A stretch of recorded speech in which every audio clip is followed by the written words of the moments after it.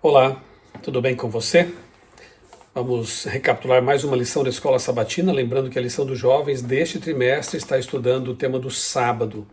São estudos muito bons e materiais complementares você encontra no site da contextobiblico.com.br, contexto com M, contextobiblico.com.br, e os comentários eu recomendo sempre aqui os da doutora Maura Brandão, no canal Confissões de Crente.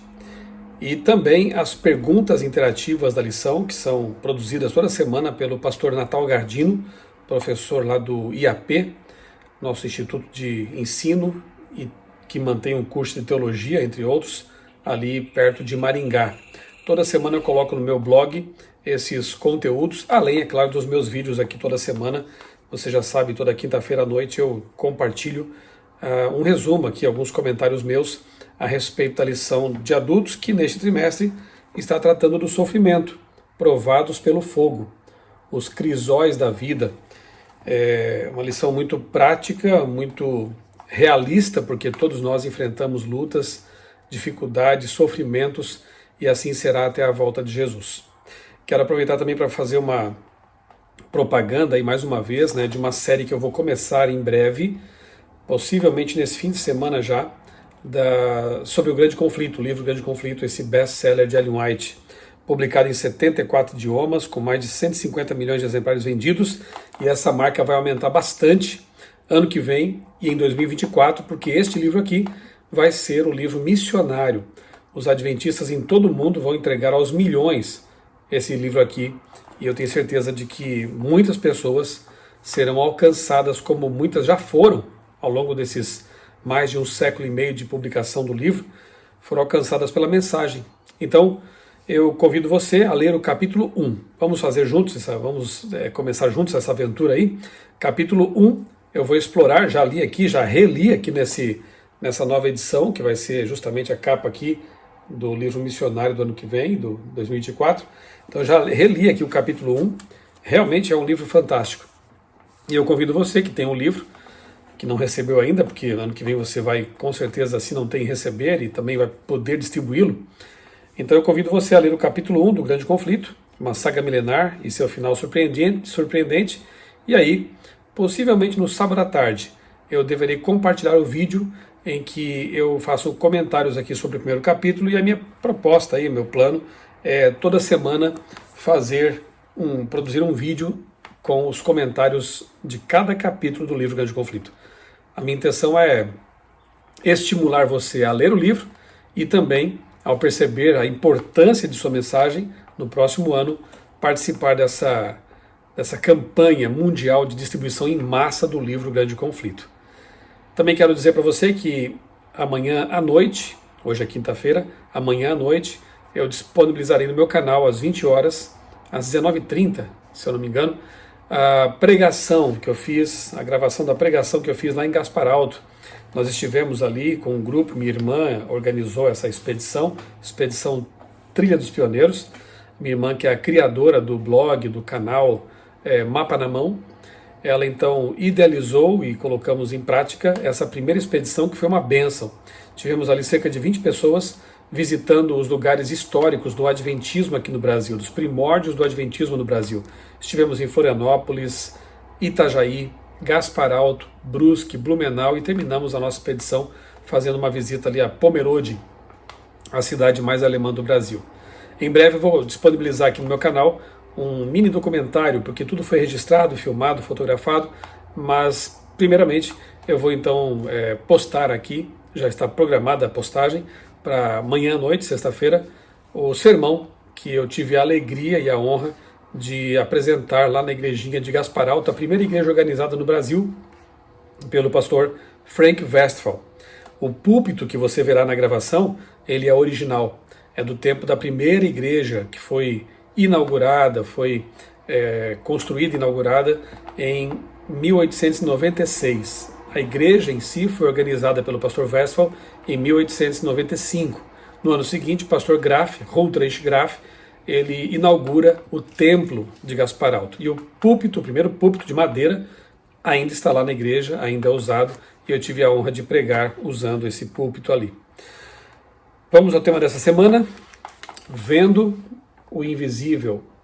E realmente é um grande desafio de fé. A gente, especialmente quando estamos passando por dificuldades, por lutas, por provações, ter a convicção de que Deus está ali, ainda que nós não o vejamos. Antes de prosseguir, aproveito para pedir que você se inscreva no canal, se não fez isso ainda.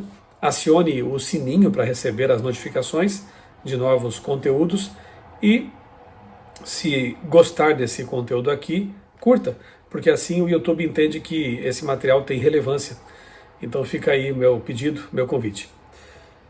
Hebreus 11, 27 é o verso para memorizar, diz assim: pela fé Moisés abandonou o Egito, não ficando amedrontado com a ira do rei, pois permaneceu firme, como quem vê aquele que é invisível. Realmente, para alguém enfrentar um império mais poderoso da época, crer na promessa de Deus de que libertaria seu povo e o guiaria até a Canaã, até a terra prometida, precisava realmente estar sempre contemplando o invisível. E nós contemplamos a Deus por meio da oração, de uma vida devocional, de leitura da Bíblia com oração, frequência à igreja, testemunho cristão, enfim. Essas formas de manter comunhão com Deus fazem com que nós contemplemos o invisível, fazem com que nós ansiemos o dia em que não mais será invisível para nós vamos ver a face do nosso Deus. Mas por enquanto podemos conviver com Ele, sim, podemos ter comunhão com Ele, mesmo tendo esse afastamento causado pelo pecado, que justamente é o assunto do capítulo 1 do livro Grande Conflito, como você verá no próximo vídeo que eu vou disponibilizar aqui no canal. Domingo, generosidade do Pai. A lição diz assim: existem duas razões pelas quais muitas vezes duvidamos da bondade de Deus. A primeira ocorre quando temos um desejo ardente por algo que acreditamos ser bom e a ideia de que Deus possa querer algo diferente para nós pode parecer desanimadora. Segunda razão é que podemos duvidar da bondade divina porque nossa experiência não combina com o que cremos. Se algo parece bom, soa bem, ou tem um gosto bom, então acreditamos que deva ser bom. E sentimos raiva de Deus quando não podemos ter isso. É aqui que a fé entra em jogo. Ela entra em ação precisamente nos momentos em que somos tentados a duvidar de Deus e de sua bondade. Eu vejo muitas vezes, especialmente jovens, que quando nós apresentamos, e nós mesmos já passamos por isso, quando apresentamos a vontade de Deus expressa na Bíblia, com relação a lugares para frequentar, pessoas com quem se relacionar, comidas que podemos ou não podemos comer, práticas, sexo antes do casamento, bebidas alcoólicas e por aí vai. Alguns pensam, poxa, mas então Deus não quer que eu tenha prazer, que eu desfrute da vida. Pelo contrário, Deus foi quem criou nossos órgãos do sentido. Deus é quem nos dotou de sensualidade, de senso, de uma percepção sensual das coisas. E Ele, como nosso Criador, sabe como nós funcionamos de forma correta. Muitas vezes, prazeres, decisões, atitudes, hábitos que são mantidos contra aquilo que está revelado na palavra de Deus, lá adiante se revelam problemas. Podem afetar nossa saúde, podem afetar nossos futuros relacionamentos, podem trazer um peso à existência que talvez não precisássemos carregar, caso tivéssemos decidido seguindo as orientações de Deus em sua palavra. O prazer, quando aprovado por Deus, ele se revela uma bênção, ele se revela algo saudável, algo que traz leveza à vida, e não senso de pecado, de culpa, arrependimento ou consequências até muitas vezes piores. Romanos 8, 28 a 39 é o texto que a lição pede para nós lermos aqui na parte de domingo. Romanos, se você tem sua Bíblia, eu convido você a ler comigo. Romanos 8, verso 28 e seguintes dizem assim: sabemos que todas as coisas cooperam para o bem daqueles que amam a Deus, daqueles que são chamados segundo o seu propósito. Pois aqueles que Deus de antemão conheceu, Ele também predestinou para serem conformes à imagem de seu Filho, a fim de que ele seja o primogênito entre muitos irmãos. E aos que ele predestinou, já estudamos esse assunto da predestinação segundo a Bíblia, não segundo a distorção de alguns teólogos por aí, né?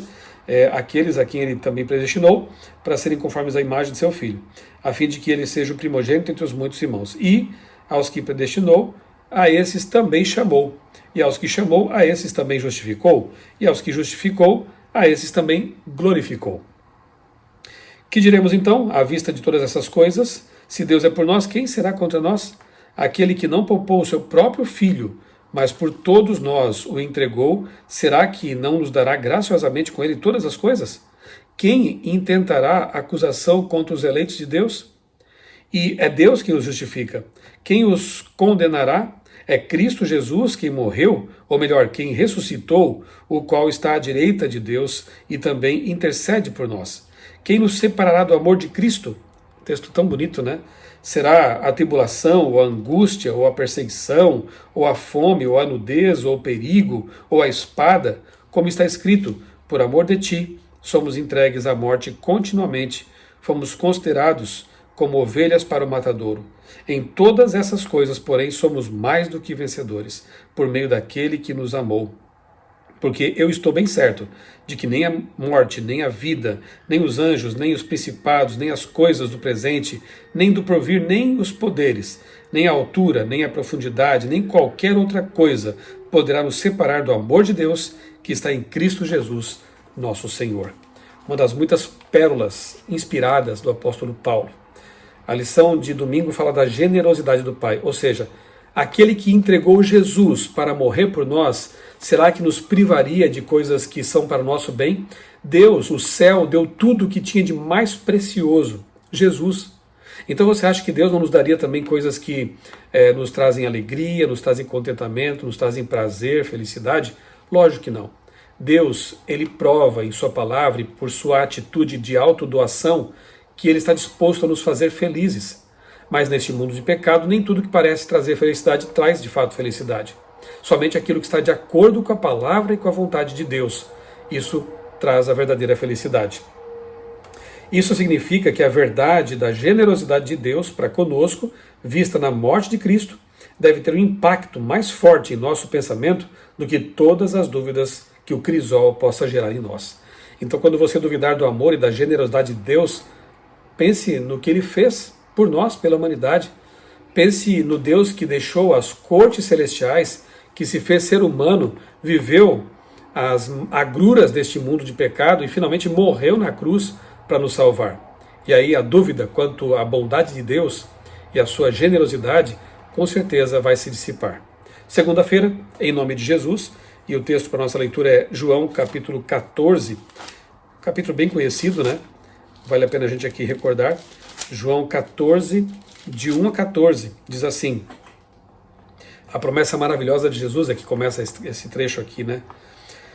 Que o coração de vocês não fique angustiado, vocês creem em Deus, creiam também em mim. Na casa de meu pai há muitas moradas, se não fosse assim, eu já lhes teria dito, pois vou preparar um lugar para vocês. E quando eu for e preparar um lugar, voltarei e os receberei para mim mesmo, para que onde eu estou, vocês estejam também. E vocês conhecem o caminho para onde eu vou. Então Tomé disse a Jesus, não sabemos para onde o Senhor vai. Como podemos saber o caminho? Jesus respondeu, eu sou o caminho, a verdade e a vida. Ninguém vem ao Pai, senão por mim. Se vocês me conhecerem, conhecerão também o meu Pai. E desde agora vocês o conhecem e têm visto.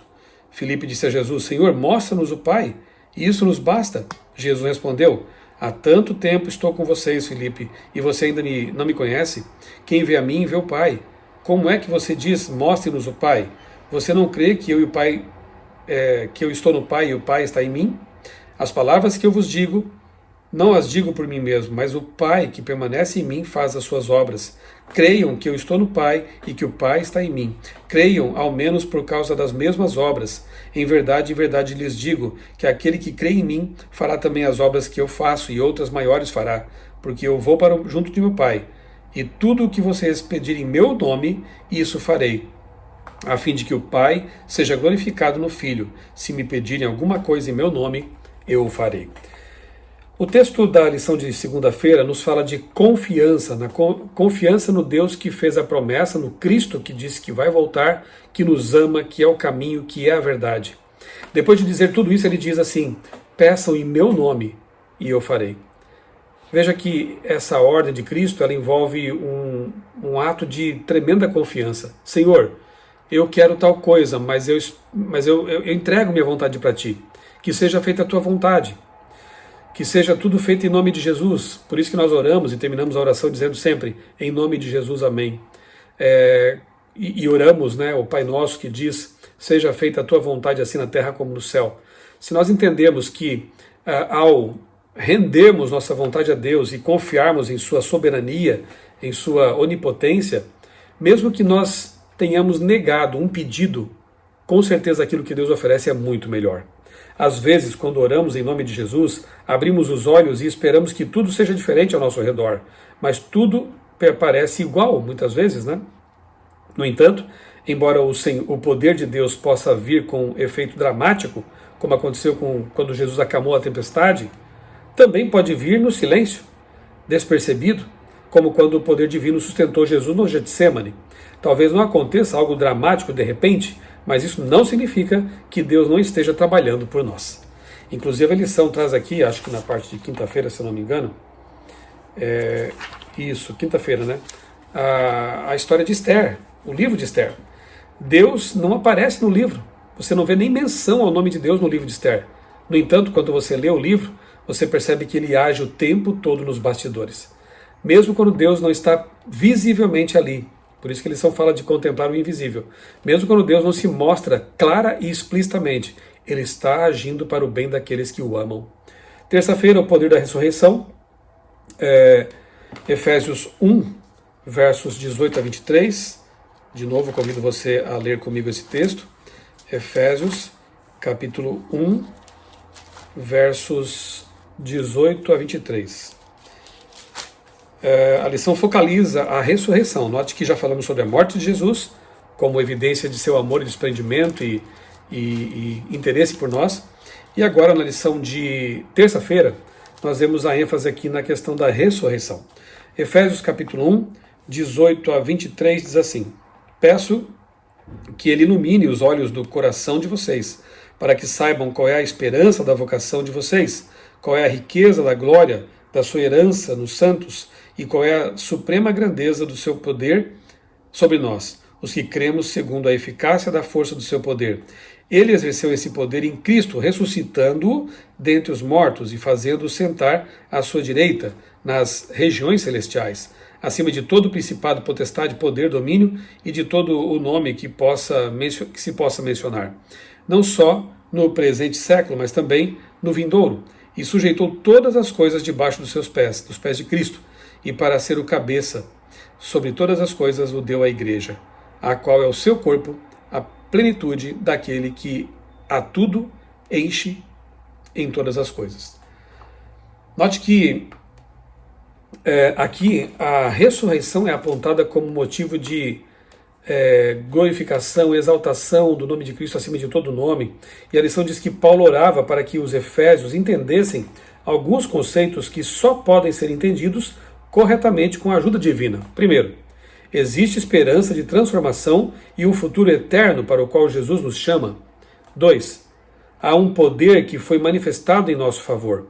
Paulo tentou descrever esse poder disponível para nós e que é o mesmo que ressuscitou Jesus, não apenas trouxe de volta a vida, mas para o lugar de poder à direita do Pai. Então, o mesmo poder de Deus que trouxe de volta Jesus da morte e que ressuscita os mortos é o poder que nos ampara, nos dá esperança, nos dá força para lutar nesse mundo de pecado e remar contra a correnteza desse mundo. Então, quando a dúvida se abater sobre você, quando, quem sabe, a falta de esperança, o desânimo, a ideia de que Deus não está contemplando o seu sofrimento, ou que você não terá forças para vencer, pense no poder de Deus sobre a morte. A morte é o nosso maior e principal inimigo neste mundo. Nem ela tem poder contra o poder de Deus. Então Jesus ressuscitou, nós temos muitas evidências a respeito desse evento, inclusive se você tiver curiosidade, pode aqui em meu canal mesmo digitar a palavra ressurreição, ou então Ele Vive, tem um sermão aqui no meu canal em que eu falo sobre as evidências factuais da ressurreição de Cristo. É inegável, Jesus ressuscitou, a tumba está vazia, Ele está no céu neste momento. Ele disse que iria para lá preparar lugar para nós e que voltaria para nos receber. E a ressurreição de Cristo é a grande prova de que Ele tem o poder para fazer tudo o que Ele prometeu. Quarta-feira, entregando ao Senhor as preocupações. 1 Pedro 5:7 é o texto para hoje, para a lição de quarta-feira, né? 1 Pedro capítulo 5, verso 7, que diz o seguinte: lancem sobre ele todas as suas ansiedades, porque ele cuida de vocês. Lance sobre Jesus a sua ansiedade, porque ele cuida de você. Alguém disse que quando nossa vida estiver toda amarrada, devemos dá-la a Deus e deixar que Ele desate os nós. Como Ele deve desejar fazer isso? Ainda assim, surpreendentemente, nos agarramos aos nossos próprios problemas até que estejamos prestes a desabar. Porque esperamos tanto para irmos ao Senhor? Sabe, é realmente assim, né? Muitas vezes na vida nós deixamos a oração, a busca de Deus por último. Tentamos esgotar todas as possibilidades humanas, tudo aquilo que podemos fazer por nós mesmos, e quando percebemos que não conseguimos, apelamos para Deus. Por que não começar com Deus? Por que não, antes de fazer qualquer coisa, antes de tomar uma decisão, antes de encarar um desafio, entregar a Deus nossa ansiedade, orar pedindo a condução de Deus e depois fazer a nossa parte, mas certos de que Deus estará à frente de tudo. Então não esqueçamos esse texto. Vamos lançar sobre ele nossa ansiedade, nossas preocupações, nossos temores, nossas dúvidas, porque ele cuida de nós. E na quinta-feira, fiéis, mesmo sem ver a Deus. A lição diz assim, que como pastor ele apacentará o seu rebanho. Está citando aqui Isaías 40, né? Como pastor apacentará o seu rebanho, entre os seus braços recolherá os cordeirinhos e os carregará no colo. As que amamentam, ele guiará mansamente. Só que muitas vezes, né, de novo, é bom refletir sobre isso, nós não conseguimos ver realmente os braços de Deus nos carregando, nos amparando como cordeirinhos, né, como diz esse texto. Então eu volto, e a lição trata disso, à história de Esther. Deus não é mencionado ali. Mas não devemos temer, o mesmo Deus que salvou seus escolhidos na história de Esther, salvará seu povo novamente na crise final. Você vê Deus o tempo todo nos bastidores, trabalhando de modo invisível para o bem do povo de Israel, para o bem da rainha que confiou nele, Esther, para o bem dos seus servos, como Mordecai. O tempo todo nós vemos a atuação divina ali. Não é explícita, mas está ali. Então na Bíblia encontramos momentos em que Deus agiu de forma explícita, estrondosa, ribombante, com trovões e poder. Mas há momentos também que Deus age de modo silencioso, discreto e invisível. É o mesmo Deus agindo, atuando em favor dos seus filhos, daqueles que confiam nele.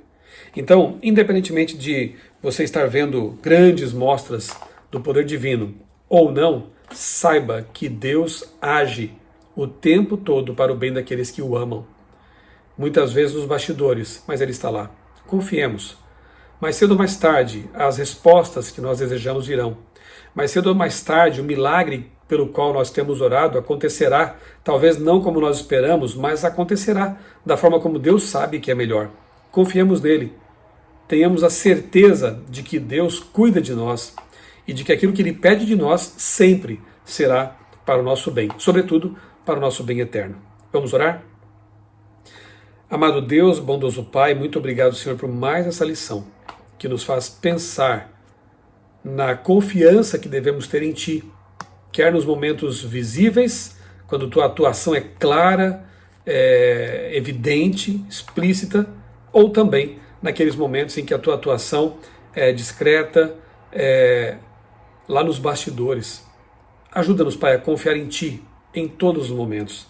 Ajuda-nos a ter a convicção de que Tu queres o nosso bem sempre, de que Tu provaste isso na cruz do Calvário.